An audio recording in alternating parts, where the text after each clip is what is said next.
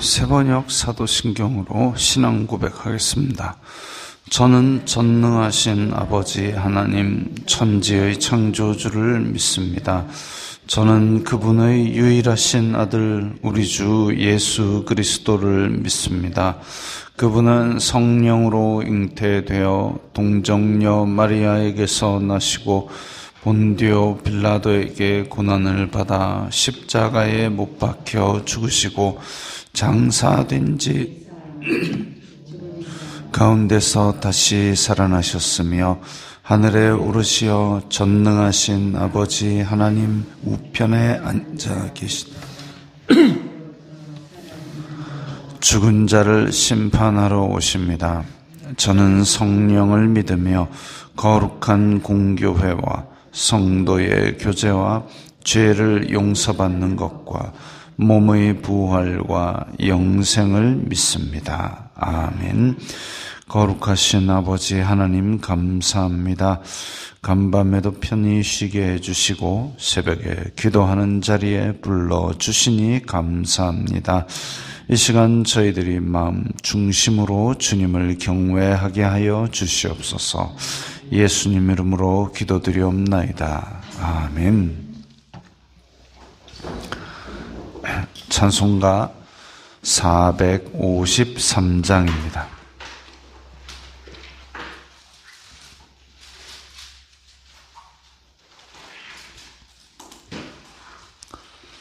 찬송가 453장입니다.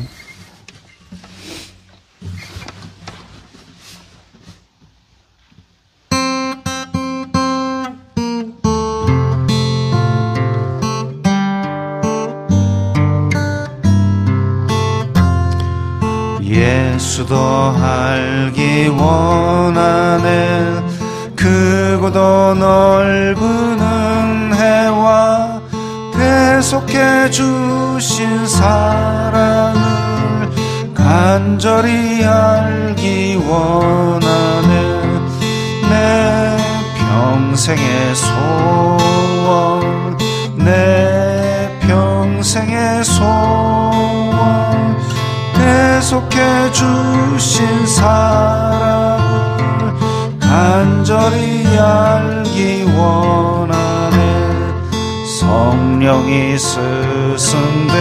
스승되셔서 진리를 가르치시고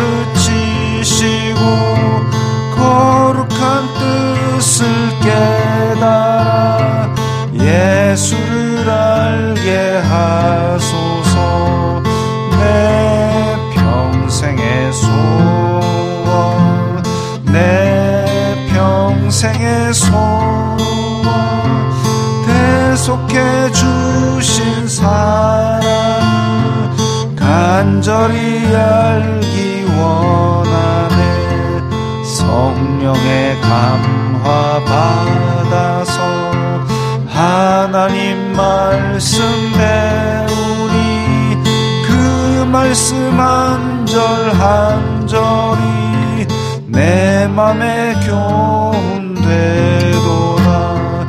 내 평생의 소원 내 평생의 소원 대속해 주신 사랑을 간절히 알기 원하네 예수님 계신 보좌는 영광에 둘려 있도다 평화의 왕이 오시니 그 나라 왕성하도다 내 평생의 소원 내 평생의 소원 대속해 주신 사랑을 간절히 알기 원하네.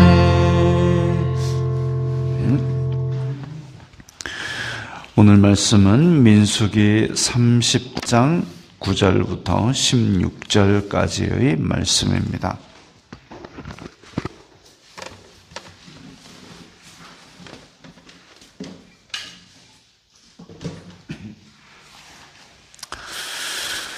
민수기 30장 9절부터 16절까지의 말씀 함께 읽겠습니다.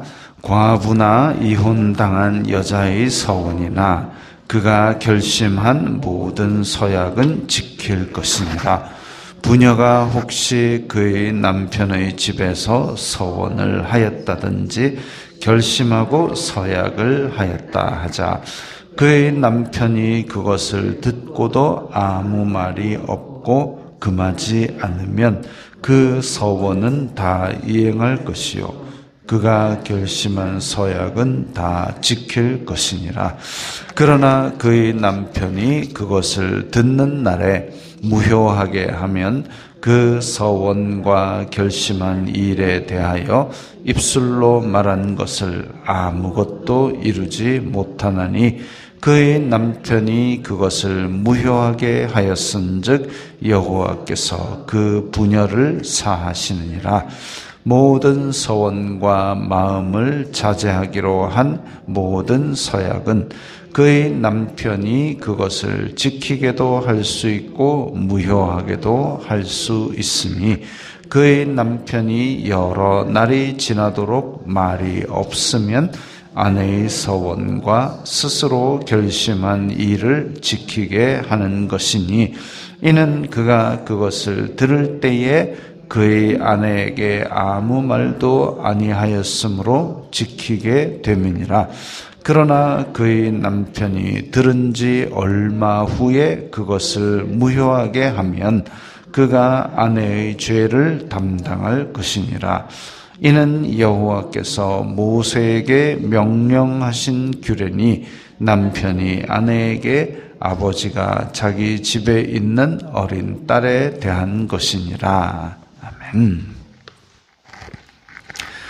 네, 어제 말씀에서 이제 딸이나 아니면 아내나 그런 여인이 하나님 앞에 서원하거나 맹세했을 때에 지키는 것 혹은 어기는 것, 그것에 대해서 했고, 오늘은 또 과부나 이혼당한 여자까지 나옵니다.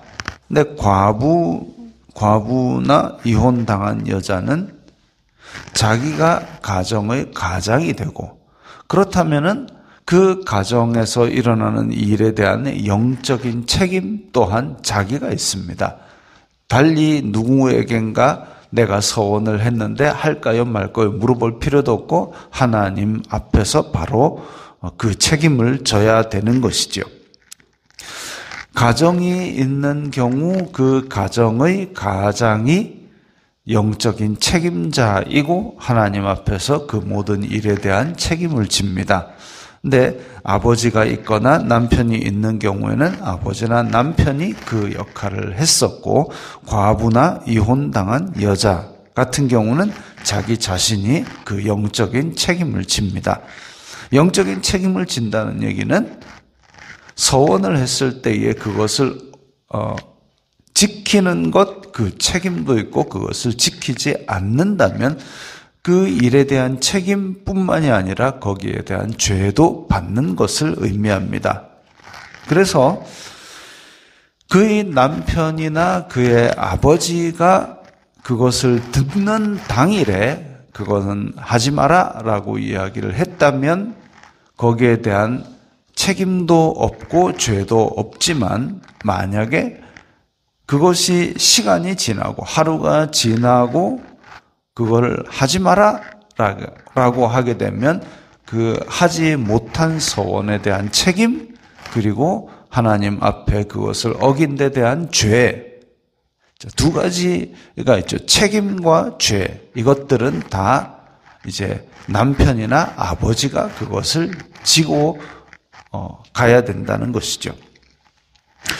그래서 이걸 남자와 여자의 문제, 남자와 여자의 서열 문제로 이야기하는 것은 포인트를 잘못 잡은 겁니다.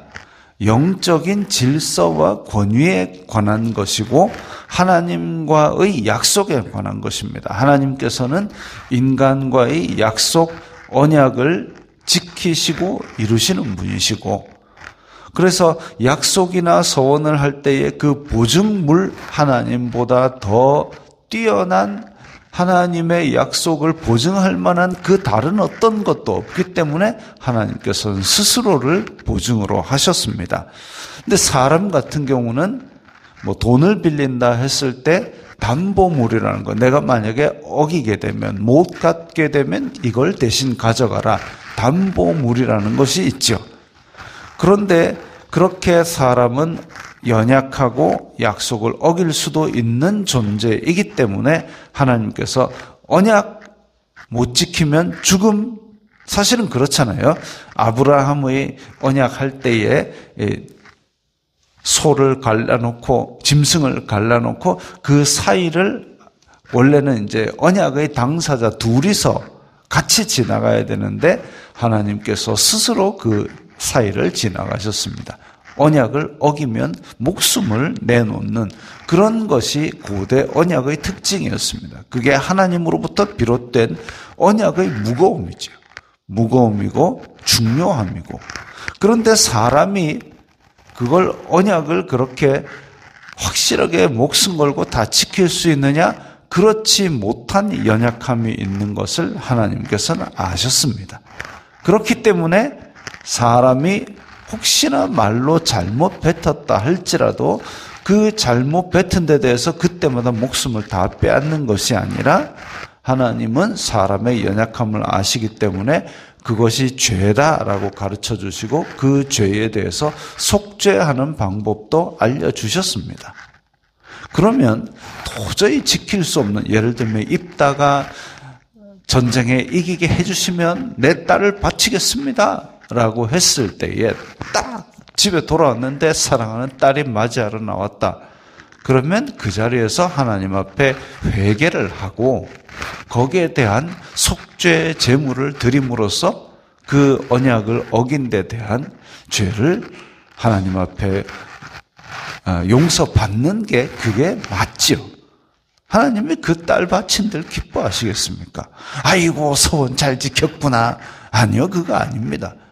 말씀을 잘 모르는 상태에서 엉뚱한 서원을 함으로 말미암아 큰 슬픔을 당할 뻔하였다. 이게 맞는 얘기죠.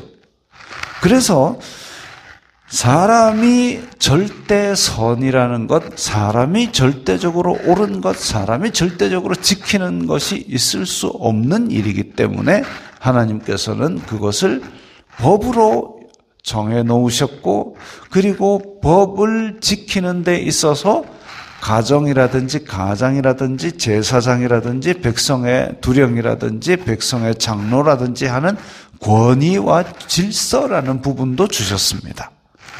그래서 교회 안에서도 비록 옳은 일이라 할지라도 권위와 질서 아래서 그 안에서 행하는 것이 덕을 세우는 일이죠. 가정에서도 마찬가지입니다. 가난한 사람을 돕는 것 좋은 일이죠. 옳은 일이죠.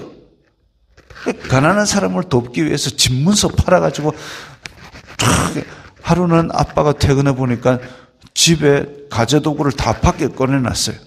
아유, 어찌된 일이냐? 가난한 사람을 돕기 위해서 집문서 팔아가지고 지금 우리는 집이 없어요. 하하, 착했죠. 잘했죠. 착한 일입니까? 잘한 일입니까? 아니요. 그거죠. 질서와 권위 아래서 덕을 세우는 것. 그것이 하나님께서 세우신 또 하나의 안전장치입니다. 왜? 나는 옳다고 믿었고 나는 착한 일이라고 믿고 집문서 팔아가지고 가난한 사람 다 도왔는데 왜 이게 문제냐? 권위와 질서가 어그러지기 때문에, 덕이 안 되기 때문에. 당장 의수자입니까? 그런 것이죠. 사람에게는 절대적으로 선이라는 것은 있을 수 없는 일입니다. 사람이 절대적으로 이거는 옳은 일이니까 일 자체가 옳은 일 아니요, 있을 수 없습니다.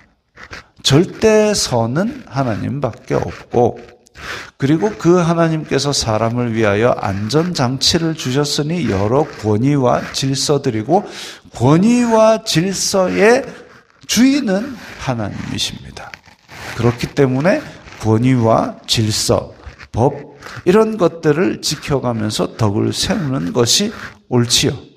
그런 가운데서 우리가 생각할 수 있는 것이 오늘 본문, 어제 본문에 나왔던 하나님께 언약하고 서원하고 맹세하고 이런 것들입니다. 설령 잘못 서원하였을 때에 권위와 질서 가운데서 그 서원을 무효로 하는 것, 그것은 죄가 아니다 이거죠.